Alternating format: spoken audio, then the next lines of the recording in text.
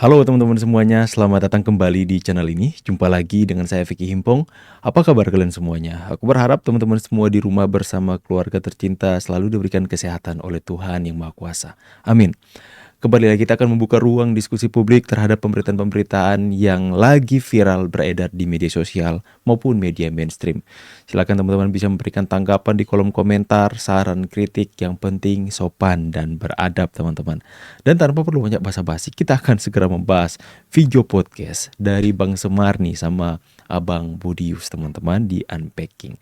Kita akan saksikan ada pembahasan yang cukup menggelitik dan menarik di sana. Let's go. Mahfud sendiri mengatakan nggak bisa dipenjara malah Mar. Iya, karena Prof. Mahfud wakil presidennya Ganjar. Oh, Jadi nggak bisa penjara. Coba deh ini nih jawabannya paling sangat sederhana jawabannya. Sangat sederhana. Ya? Orang namanya manusia itu selalu distimulus dengan apa yang menjadi kepentingannya. Sudah. Yes. Sudah itu saja. Iya. Jadi kalau Maka dia profesor hukum ya. Ya mau profesor hukum. Tersandra oleh afiliasi politiknya. Ya sudah masuk bagian dari politik.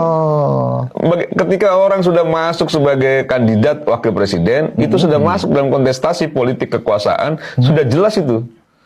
Sakit hati buat dikalahin Gibran itu. Berarti ya. Profesor yang selama ini dia sudah membangun puluhan tahun dalam hidupnya, Prof. Mahfud itu, untuk membangun pencitraan di mata publik bahwa dia memang pendekar hukum, pakar, intelektualitasnya tidak diragukan lagi, integritasnya tidak diragukan kali. Kalah sama Gibran, yang matanya ngantuk kata Panji. Gitu loh. Iya teman-teman ya. Itulah mungkin salah satu alasan kenapa mereka begitu sakit hati sama Mas Gibran. Sampai detik ini terus menyuarakan maksulkan Gibran. Kenapa? Karena orang yang selama di Pilpres kemarin mereka anggap remeh. Mereka katakan ini anak bau kencur, anak haram konstitusi, matanya ngantuk, belimbing sayur, asam sulfat. Begitu banyak julukan-julukan yang jahat terhadap Gibran. Mereka memandang remeh, memandang rendah seorang Gibran Rakabuming Raka. Bahkan hal yang paling mereka nantikan waktu Pilpres kemarin adalah debat. Bagaimana mereka pikir, wah pasti ini Anies dengan segala macam kepintaran berkata-katanya. Dan kemudian Prof. Mahfud MD yang adalah pendekar hukum, ya pasti akan menghabisi Gibran dalam debat. Tapi akhirnya apa? Yang dipertontonkan kepada publik malahan sebaliknya. Makanya sampai detik ini mereka masih belum menerima kekalahan dari Gibran. Karena mungkin dalam pikiran mereka, masa kita kalah sama Gibran? Tapi kenyataan seperti itu. Masyarakat tidak melihat status atau gelar kalian, tapi masyarakat melihat siapa yang bisa benar-benar tulus untuk memimpin bangsa ini. Karena masyarakat sekarang itu benar-benar menilai. Mereka diam, tapi bukan diam berarti tidak peduli. Tapi diam, tapi menilai teman-teman. Mereka melihat kinerja Gibran dan mempercayakan Gibran untuk memimpin menjadi RI2 Republik Indonesia, dan mereka nggak terima sampai detik ini. Next unik ya, uniknya gini, tokoh-tokoh kunci itu berhasil. Roy Suryo pindah-pindah TV cari aman. Kapan nih Roy Suryo versus Rismon? Dibidik oleh. Nah, sekarang udah bahas perang teman-teman ya. Coba kita saksikan dulu dari awal sampai selesai. Ya, uniknya gini, tokoh-tokoh kunci itu berhasil dibidik oleh pasukan dari Amerika dan juga Mossad yang dari Israel. Ya, dan mereka menggunakan teknologi untuk yang sangat luar biasa. Artinya apa? Strategic target yang diterapkan oleh Amerika terhadap Iran itu kan luar biasa ya. Unik.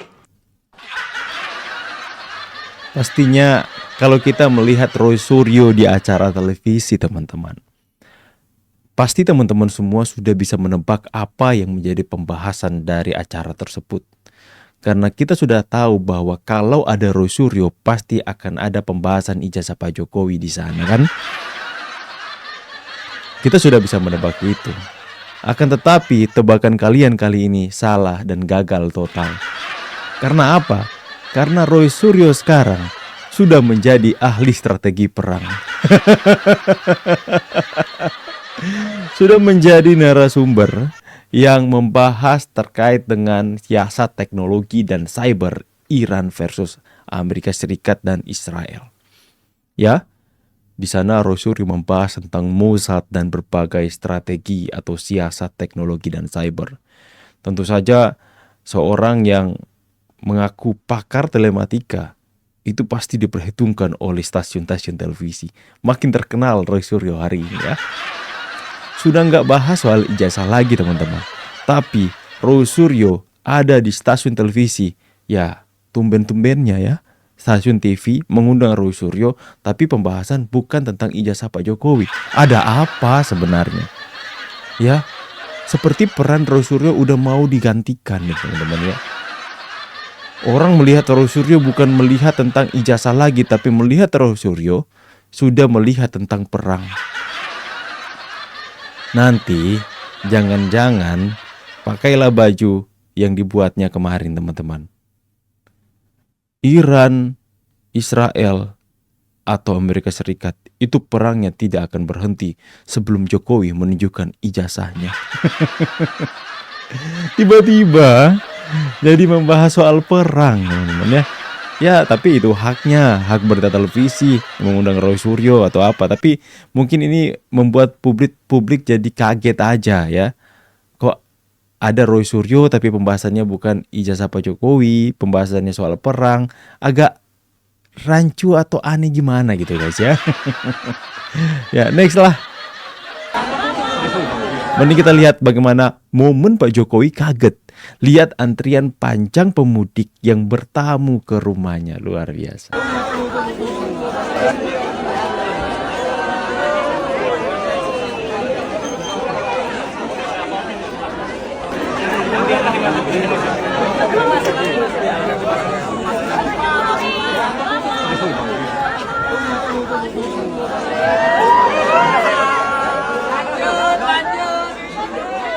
Luar biasa.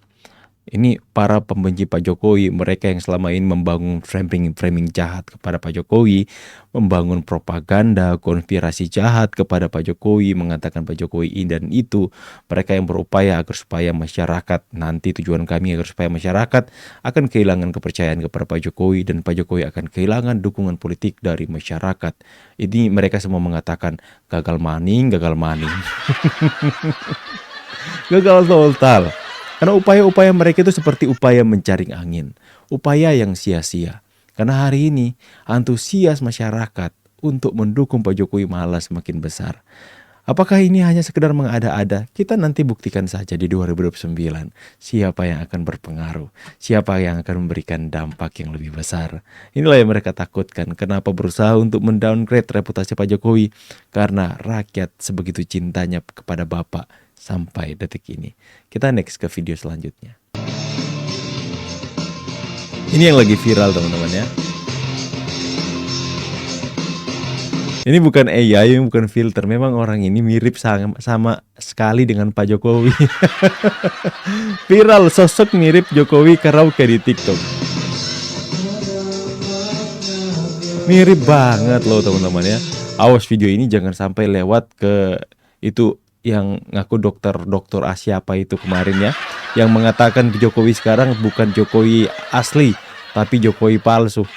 Jangan sampai dia lihat ini, nanti dia bangun fitnah di atasnya ya. Bukan filter ya, saya pastikan ini bukan filter.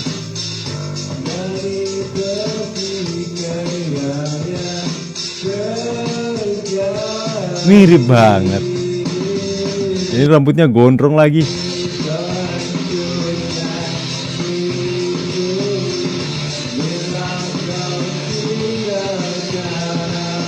Ini benar-benar kembaran Pak Jokowi ini.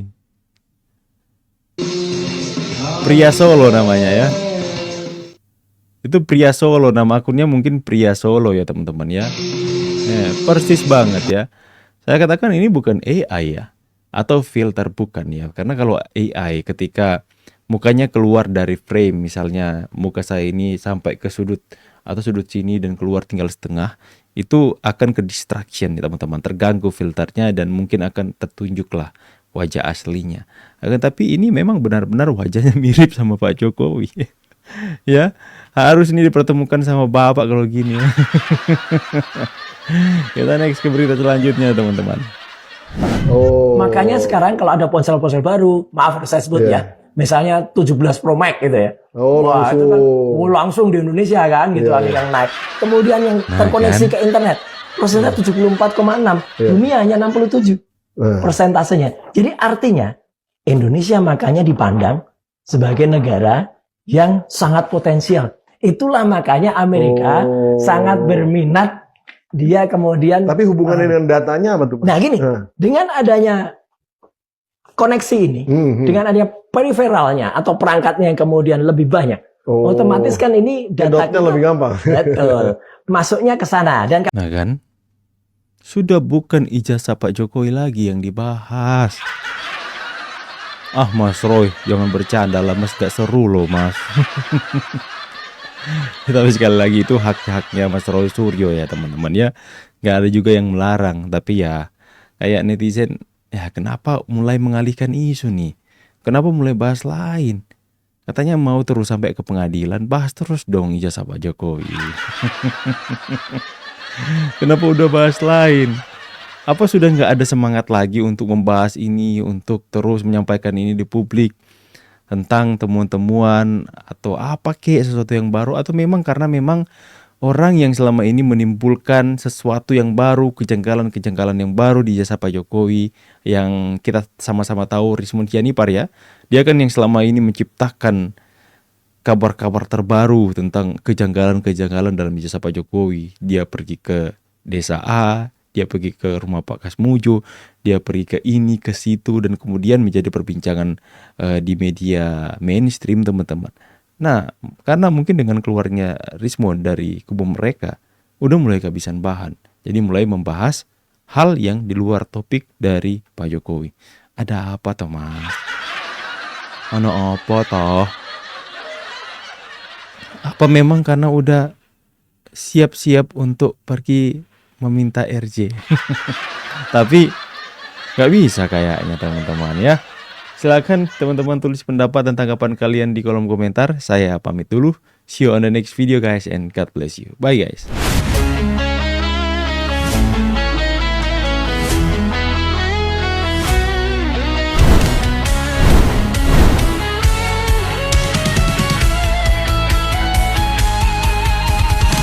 Dari utara sampai ke timur, suara jujur kini bergema.